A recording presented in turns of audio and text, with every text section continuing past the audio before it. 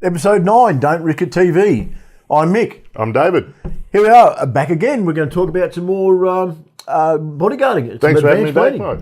So last week's such a big topic. It's such a big topic to try to cover. And continue on from our last episode, the advanced planning. Yeah, the advanced planning. I think that's part of it, Mike.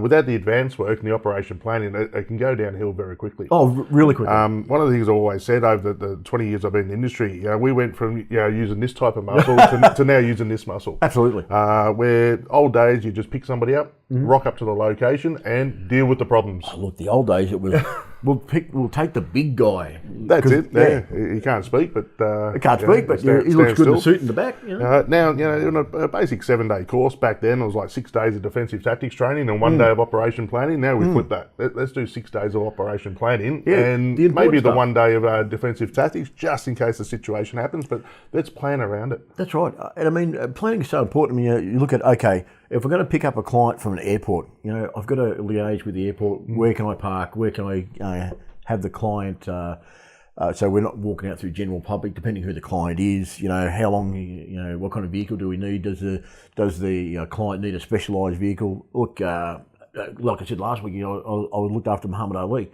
At the time, he had Parkinson's disease, so we needed a car. The doors open up at 90 degrees to make it easy for him to get in. There's not too many cars that actually do that. It. And I was on a job where interpreters were required. That always makes it with hard. our interstate, what made it hard? Go through, but we are very flexible in that way, and we keep are it pretty basic. But there's so much to look at it. One thing I've always looked at is the level of threat on the job, and how does someone come up with the type of threat or the level of threat? When the job was initially booked, who determined that threat? Is it a one realistic of my big threat? Question, yeah. I think a lot of the risk assessments done is just like to close eyes and point at the form. It may justify having 2 or 3 people there if it's a higher level of risk, but it's not reflective to the type of job. Or when you've actually done the risk assessment, they think, we only need 1. They want to pay for 1. You go, actually, no, we need 3 or 4. Based on the level of risk. Yeah, that's right. Based on whether the threat is known or unknown. Can you tell me who this is making the threats? Are you just getting phone calls in the middle of the night and you don't know yourself where it's coming from? Could be any person I walk past on the street. Well, like we discussed, not necessarily is it always going to be the movie star. Is it always going to be the executive? Is it a family violence matter? Okay. What do we know about the history? Yeah. Okay. Has there been violence? Is it verbal abuse versus physical abuse? That's right. If it hasn't been physical, the likelihood might be that it may not happen, but we can't discard it won't happen. Are they getting phone calls in the middle of the night, like you're saying, or are they getting someone driving up the driveway at 3 in the morning with high beams on just to annoy the person? Vandalism of the vehicles inside the house.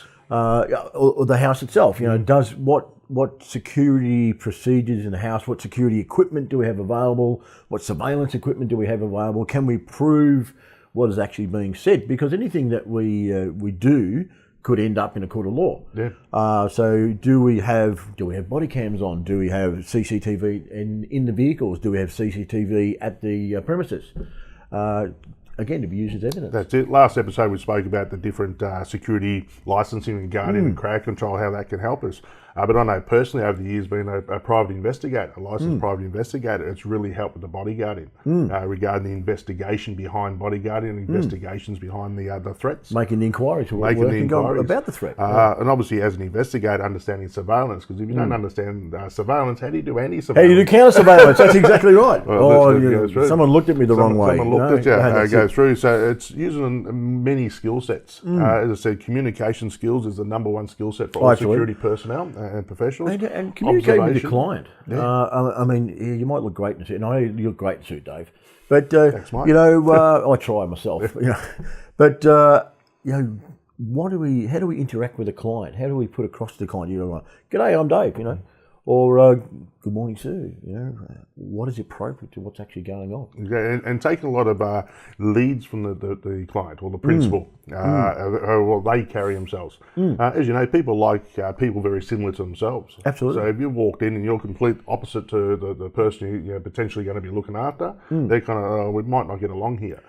Look, I've had some interesting jobs over the years, and I've looked after, we'll say, the higher echelons of the Church of Scientology, and when I first call out, there's a job coming in, I'm thinking it was like Tom Cruise, and it wasn't, but it would have been nice if it was, but it wasn't, and it was slightly higher up the chain. I didn't know who it was. I had to do some research. They're saying, they give me the particular name of the person. What do I find out about this person? What is is there medical requirements? Is there dietary requirements? Do they have a media footprint that that they're going to have paparazzi coming around apart from what they're already here for, which increases what's actually going on with the job. Yeah, and doing that research with the principal, I had a TV personality that I spent a lot of time with, many years looking after, and I just did some research on her family and who her husband was and kids, and he was a well-known Australian sportsman, and just in conversation one day, just mentioning that, and she was like blossomed, like, oh, you've actually taken some time to learn who we are and husbands, and a few different talking points. Oh, the other side of it is, does this person like to go running down the beach for 10 kilometres every morning? Because, it might be handy to know. Yeah. Bodyguards stand on the beach in suits. That kind of stands out. Yeah, it kind of stands out. But I remember, Johnny Howard every morning on the TV, there he was out with the protection team going for his power walk. But didn't someone run up and hug him with a screwdriver one day? Yeah, I think so. Yeah, it kind of didn't work out. But it'd be handy to know that maybe put in a set of runners and a pair of shorts. Yeah, and it's that type of exposure we look at: who, where, and when. Who are they? Are they in the public eye? Can someone get a positive picture of them? Now with the social media, nearly everyone's out there. Oh, absolutely. That goes through. So we always consider that who's been burnt, that they've got a picture of the target. So it's where and when. Where they're going to be, when they're going to be there. As you mentioned, Johnny Howard going for a run every morning down along the beach. Yeah. It's not hard to say. He might be here at this point in time. We'll just pick it out. Yeah. We are such creatures of habits, us humans. We like to go to the same restaurants. We like to go to the same places we like. We do. Go through, but who, where, and when can get out there. Then based on the who, where, and when, the method of the attack, how close are they going to get? Look at, okay, so we've got our client, and we may have some information about who might be the threat. Well, what do we know about this threat? Okay, so can we do some research on what's going out there? Is it a particular group? Is it a particular person? But it's also third parties. We might know a particular person who's making these threats, but it doesn't say that he won't get someone else to help him, which is totally unknown to us. Absolutely. So even in a known threat situation, we still need to be on the lookout for secondary threats. We go through versus the unknown. People say, oh, it's a low job, it's an unknown threat. There's no such thing. No. If it's an unknown threat, it's unknown. It's unknown. It can be anything. The risk has already been elevated. That's right. Basis of the fact that it is unknown. But more intel, and I always say it's all about intel. More information we have in intel that we can put into our risk assessment. And keeping that intel going. Ongoing. It gives us a chance to then look at the level of risk and come up with something that is suitable for the job. But without the information, it's very hard to do that. That's right. And I mean, the other side to it, I've done some jobs where I feel like a bit of a fashion accessory because it's totally different to how it's originally been explained. And then all of a sudden, you realise you should have been the handbag. Yeah. Because the threats, when you've done your research, you put it all together, the threat's actually not there. Not there. We've got to call them the showboaters, Mike. You do. They've got a bit of cash, they've left them a bit of money, and everything goes through. But but as I said, most of our time is standing around waiting. We're a bit of an accessory in that, but as long as we don't become that gopher where they just want to use us for everything else. That's right. I have a big motto: it's better to be there and not needed than to be needed and not be there. That's right. So if you get sent off to run an errand, if you're down the road picking up the dry cleaning, it makes it hard. But I understand we're trying to maximise the hours and trying to help out. It is a very fine line between being that assistant, being that PA, to being the bodyguard and doubling up there. You don't want to look like the money's for people standing around, but at the same time, without being there, you can't respond. True.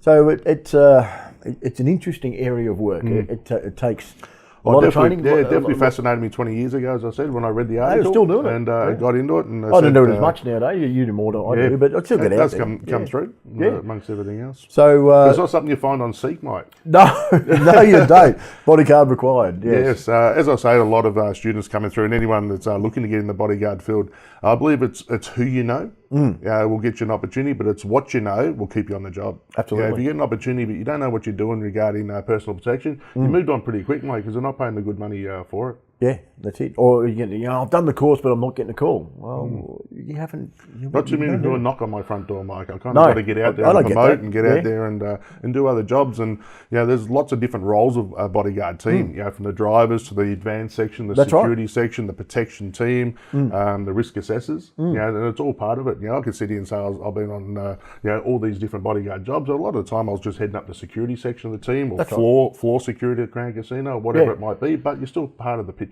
Yeah, that's it. Again, it's been a great chat. Pleasure, Mike. It's been great to have you back. Again, I'm sure we'll do it more in the future. No problems.